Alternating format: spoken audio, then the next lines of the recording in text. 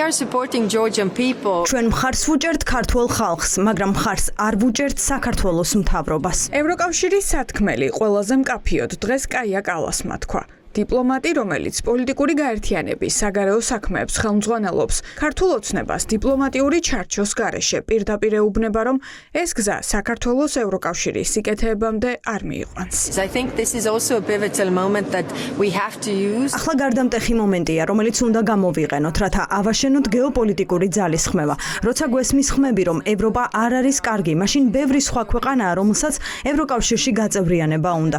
საქართველოს მთავრობას ქვეყანა არასწორი მიმართულებით მიჰყავს. ეს არ არის ევროკავშირისკენ მიმავალი გზა. ჩვენი ძლიერი მესიჯია ქართველი ხალხის მიმართ, რომ ჩვენ ვდგავართ მათ გვერდით, მაგრამ იქამდე სანამ მათი მთავრობა არასწორ ნაბიჯებს დგამს, ჩვენ არ ვაპირებთ კანდიდატობიდან უფრო შორს წასვლას. ეს განცხადება ევროკავშირის პირველმა დიპლომატმა ევროპული საბჭოს სხდომის დაწყების წინ გააკეთა. 27 ქვეყნის ლიდერები და ევროკავშირის პირველი პირები წელს ბოლოჯერ ხვდებიან. განსახილველ საკითხებს შორისაა ევროკავშირის გაფართოება და ახალი წევრების მიღება. აქ ლიეტუვას პრეზიდენტის თქმით 4 ქვეყანა ლიდერობს. ესენია უკრაინა, მოლდოვა, მონტენეგრო და ალბანეთი.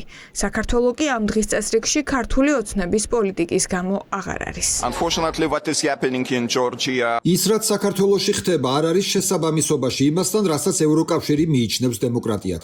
ცოტა არ იყოს განაწყენებული ვარ ბოლოდროინდელი მოვლენებით. ჩვენ გვაქვს ძალიან მჭიდრო კავშირები, ემოციური კავშირები, ტრადიციული ისტორიული კავშირები.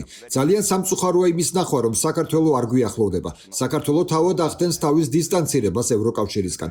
სანამ ისინი არ გაიაზრებენ, რომ პატივი უნდა სცენ დემოკრატიულ კანონებს, ადამიანის უფლებებს და კანონის უზენაესობას, ვფიქრობ, მდგომარეობა ძალიან გართულდება და ეს იმედგაცრუება იქნება ქართველი ხალხისთვისაც, რომელიც ელოდება, რომ ქვეყანა ევროკავშირის გზაზე პროგრესს განიცდის. დღის მთავარი პოლიტიკური ინტრიგაა დაბლოკავს თუ არა უნგრეთი უკრაინის ორწლიან ფინანსურ დახმარებას და ევროკავშირში გაწევრიანებაზე მოლაპარაკებების ახალ ეტაპზე გადასვლას. ლიდერებს ეს მოლოდინი აქვთ, ამიტომ განხილვის მთავარი საკითხი დღეს დახურულ კარს მიღმა ომში მყოფი ქვეყნის დახმარებაა. ბრიუსელში ჩავიდა და შეხვედრას ესწრებოდა ვოლოდიმირ ზელენსკიც. პოლონეთის პრემიერი კი მოცემულობას ასე ხედავს. Now we have a simple choice.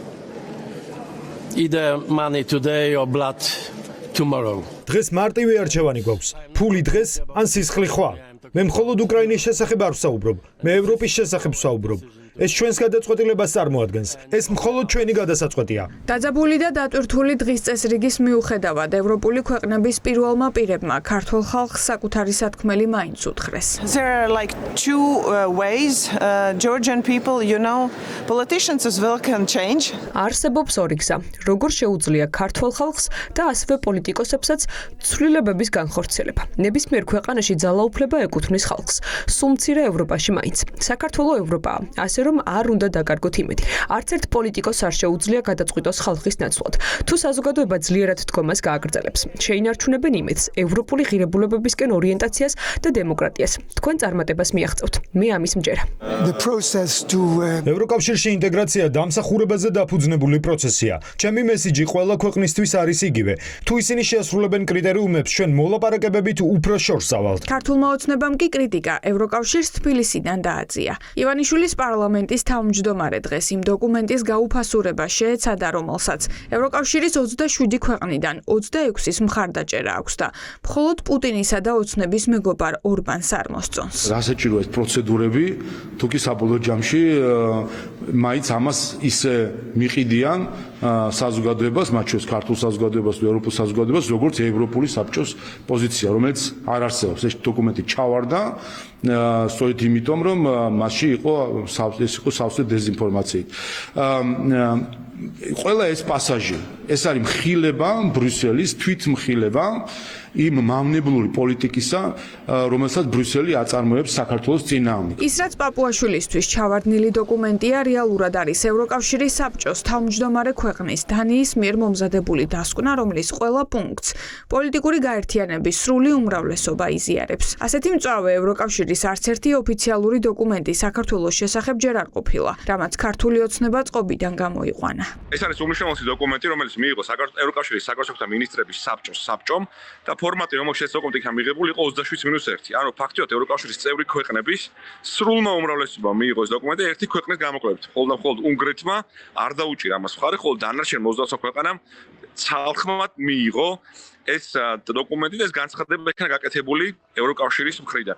ანუ შესაბამისად ის განცდა რომ ამ დოკუმენტის მნიშვნელობა არ აქვს, არის მცდარი, არის კიდევ ერთხელ საქართველოს მოსახლეობის შეცდომაში შეყვანის მცდელობა. ევროკავშირის ლიდერების წლის ბოლო შეკრება ყველაზე ხანგრძლივი აღმოჩნდა. განსახილველი ბევრი აქვთ, თუმცა სანამ ქართული ოცნება კურსს არ შეცვლის, საქართველოს ევროპის დღის წესრიგში აღარ არის. ხვალ კი ჩვენი ქვეყნისთვის კიდევ ერთი მნიშვნელოვანი დოკუმენტი. ვიზა ლიბერალიზაციის ანგარიში გამოქვეყნდება, რომელშიც ევროკომისია აღწერს, ასრულებს თუ არა საქართველოს უვიზო რეჟიმის პირობებს.